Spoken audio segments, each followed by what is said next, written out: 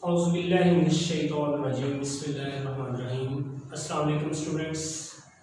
10th biology के पहले chapter में आज का हमारा टॉपिक है एम्फीसीमा।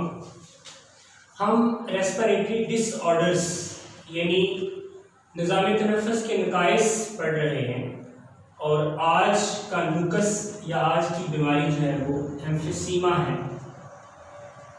एम्फीसीमा में क्या होता है? Walls of alveoli are broken down.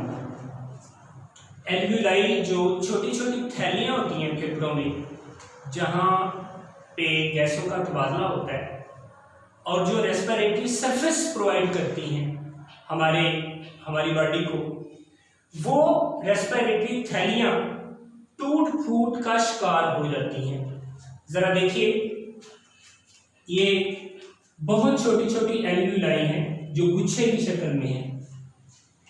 ये इसकी दीवारें, मतलब ये दो बॉल्स हैं, दो एल्वियोलाई हैं या तीन हैं, तो इनकी दीवारें जब दरमियान से टूटेंगी तो क्या होगा कि ये एक ही सैक बन जाएगा। तीन जो डबियां थी, तीन जो सैक्स थी, उनके दरमियान में जो वॉल्स हैं वो टूट गई, तो ये एक डब्बी बन गई। अब इसका साइज बढ़ गया, एल्वियोलाई जो है वो बड़ी हो गई है साइज में, लेकिन दरमियान वाली जो वॉल्स हैं, देखिए यहाँ पे ये दरमियान वाली वॉल्स जो है वो टूट गई हैं। दरमियान वाली वॉल्स टूटने से साइज एल्वियोलाई का बड़ा हो गया, इसमें कुछ शक नहीं है, लेकिन रेस्पिरेटरी जो सरफेस है उसका एरिया कम हो गया, सरफेस एरिया कम हो गया। जब रेस्पिरेटरी सरफेस एरिया का रकबा कम हो जाएगा, सरफेस एरिया कम हो जाएगा, तो डेफिनेटली ऑक्सीजन की जो एब्जॉर्प्शन है उसमें भी कमी आएगी। यानी walls of alveoli broken down, टूट जाती हैं, size of alveolar sacs is increased, alveoli का साइज बड़ा हो जाएगा, but respiratory surface area is decrease. Oxygen की एब्जॉर्प्शन के लिए जो एरिया है वो कम हो जाएगा, जिसकी वजह से absorption of oxygen is reduced, oxygen का इंतजाम जो है जिस्म में वो कम हो जाएगा। ऑक्सीजन का इंतजाम 90% से कम नहीं होना चाहिए। ये आजकल आप कोरोना की बीमारी के हवाले से भी जानते हैं कि कोरोना डिजीज में भी लंग्स की सलाहियत जो है वो कम हो जाती है। एक स्टेज ऐसी आ सकती है कि लंग्स में ऑक्सीजन की एब्जॉर्प्शन की सलाहियत खत्म हो जाती है।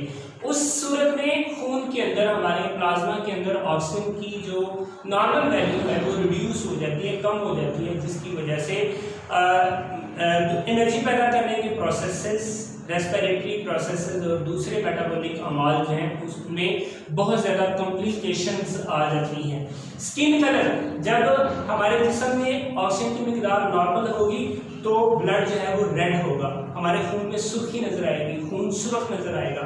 लेकिन जैसे ही ऑक्सीजन की मिकदार कम होती है तो खून जो है वो ब्लूइश हो जाता है, तो स्किन कलर जो है वो इज टर्न ब्लू, यानी नीली पड़ जाती है। ऐसा पेशेंट जिसके फेफड़े खराब हो जाते हैं, जिसमें ऑक्सीजन की एब्जॉर्प्शन कम हो जाती है देन नॉर्मल से कम हो जाती है, तो उसकी पहली अलामत क्या होती है कि उसके स्किन का जो रंग है, जिल्द का जो रंग है वो नीला पड़ जाता है, सुर्खी जो है वो खत्म हो जाती है। लेकिन एक बात, और मेटाबॉलिक कॉम्प्लिकेशंस आती हैं, जाहिर जब ऑक्सीजन की मिकदार कम होगी, एनर्जी कम पैदा होगी, जब एनर्जी कम पैदा होगी तो दूसरे मेटाबॉलिक अमाल भी डिस्टर्ब होंगे। अब एक मसला है इस बीमारी का कि जब इसके सिम्टम्स जाहिर होती हैं, यानी जब सिम्टम जाहिर होने का मतलब जब हमें पता चलता है कि ये बीमारी है, पता कैसे चलेगा?